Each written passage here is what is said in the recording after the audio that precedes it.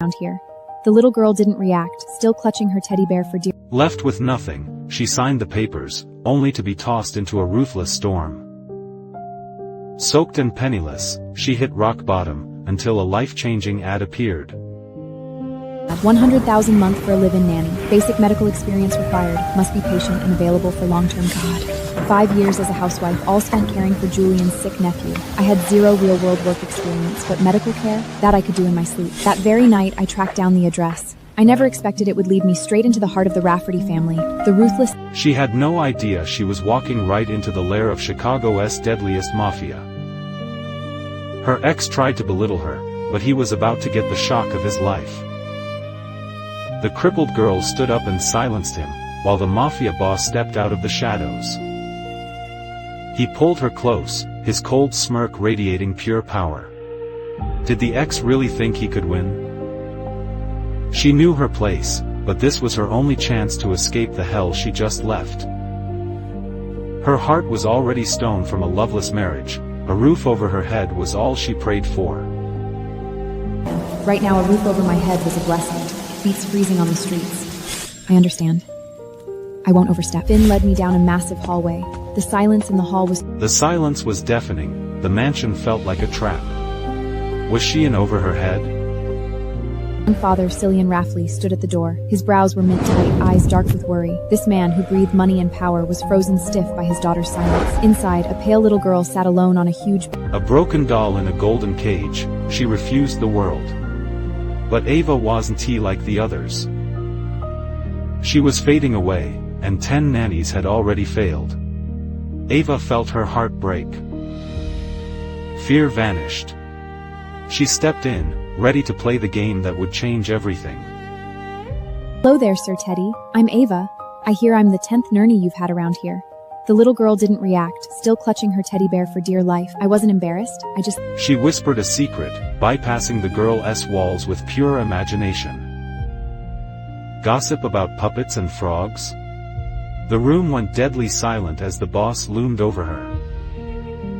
He was ready to throw her out, but then, the impossible happened. The broken doll moved. The girl finally fought back for her story's characters. She wasn't just speaking, she was alive. The room froze in pure shock. Ava seized the moment. If she wanted to protect the princess, she had to eat. Her big eyes fixed on the spoon, like a little kitten that had finally let down its guard and was begging for food. I glanced back at the man. Cullen's icy Oberian eyes were locked dead on me. A flicker of something new sparked in his cold eyes. The look of a man who just stumbled upon a diamond in a coal mine. That night I moved into this estate more luxurious than I... She moved in, but the house had strict rules. The 3rd floor was forbidden territory. The butler warned her, cross the boundary, and you're gone for good. She had no interest in playing lady of the house, she just wanted to survive. I just wanted to keep my job. Besides, Cillian Rafferty wasn't just some rich guy. He was the undisputed king of Chicago's underworld. The last man on earth I'd want to cross. Rosalie was only 6, but surprisingly independent. She slept alone at night, which was a huge relief for me. The next afternoon, Callian wrapped up family business and came home early, barely inside the main... A scream echoed. Killian charged in like a hurricane, ready to kill. But he stopped dead. His daughter was standing, sweating, and fighting for her life. Ava was training her like a knight. The girl wasn't just healing, she was thriving. She matched the bear, set by set. Her father watched, stunned by the miracle. Surprise. Then, like she found her perfect audience, she fought through the burn in her legs and flawlessly executed another leg lift. The physical therapist rushed over to Killen, practically buzzing with excitement. Mr. Rafferty, did you see that? It's a miracle! She voluntarily finished... Months of progress in one day. All thanks to Ava's night's training. He tried to keep his cold facade, but the pride in his eyes gave him away. Worker. I stood up straight, wiped my own sweat, and shot him a beaming smile, not an ounce of fear in it. Don't worry, Mr. Rafferty. Princess Luna devoured 3 bowls of energy oatmeal this morning. He looked at his daughter's new life, and for the first time, his icy heart cracked. Most almost invisible smirk touched his lips before he turned and headed back to the main house. After our game, I wheeled Roselli back to her room for her actual essential oil massage. The game was just a warm-up. This was the real deal. I warmed the doctor-prescribed rehab oil in my hands and turned on some soft music. With professional, gentle strokes, I found the stiff muscles in her legs and slowly worked them out, blooded by the massage and the music. Music, massage, and care, the girl finally let go, and Ava was the key. He watched from the door, his cold eyes softening. He found a miracle. One day. Boss, I think we found the one. After tucking Rosiah into bed, I headed toward my bedroom, only to find Killian sitting on the living room sofa. He was waiting.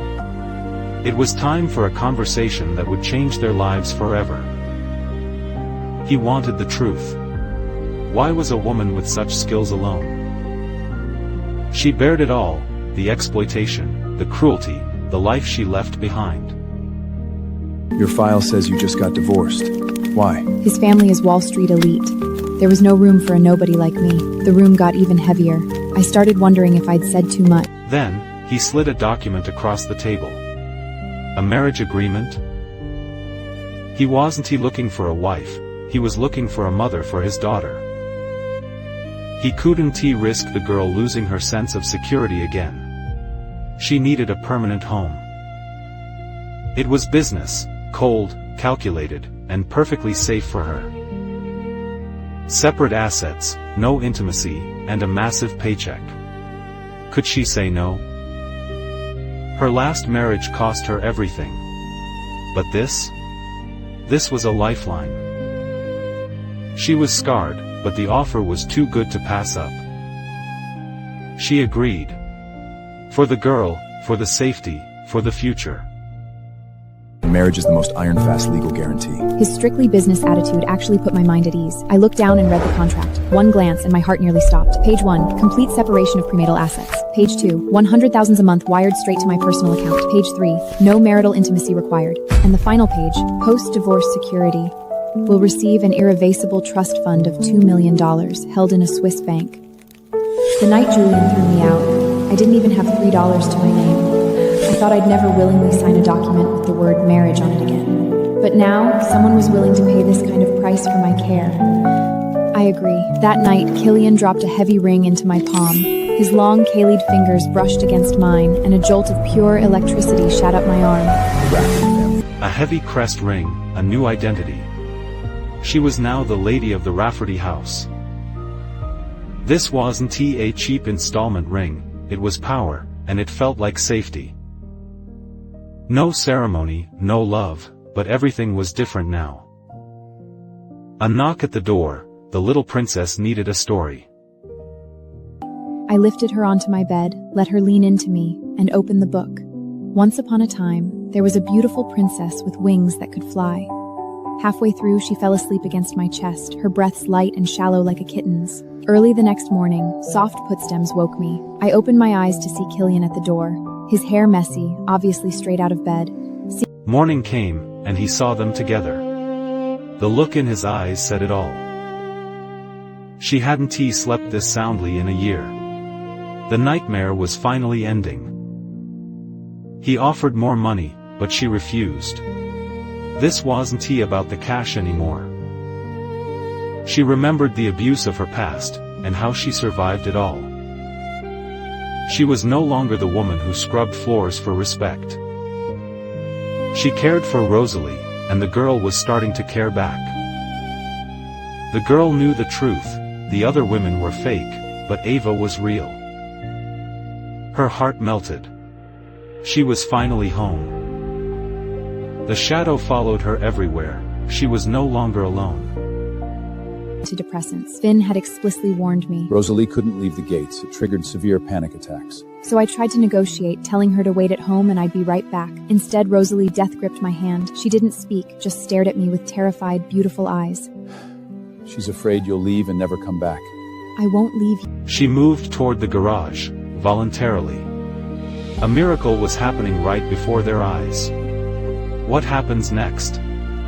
Download our app and search the code to watch the full series now.